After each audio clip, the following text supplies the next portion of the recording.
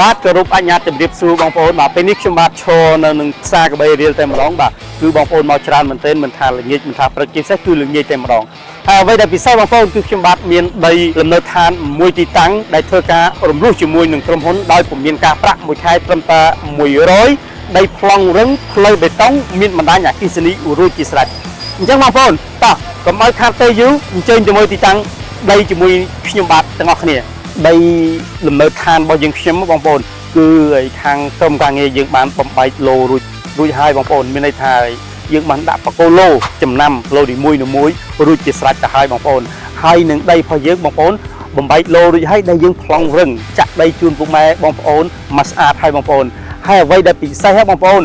គឺសម្រាប់ទីតាំងដីឡូរបស់យើងខ្ញុំនេះគឺយើងមានផ្លូវបេតុងរហូតដល់12ម៉ែត្រមានបណ្ដាញអគ្គិសនីរួចជាស្រេចបងប្អូនរំលោះភ្លាមធ្វើផ្ទះក្នុងក្តីសម័យរបស់បងប្អូនបានភ្លាមមានបណ្ដាញអគ្គិសនីប្រើស្រាប់តែម្ដងបាទបងប្អូនហើយសម្រាប់លក្ខខណ្ឌវិញអត់ឲ្យបងប្អូនពិបាកទេបងប្អូនលក្ខខណ្ឌស្រួលងាយស្រួលទៅដល់បងប្អូនដូចជាបងប្អូនសន្សំអញ្ចឹងបងប្អូនធ្វើការរំលោះត្រឹមតែមួយខែ$100ឯង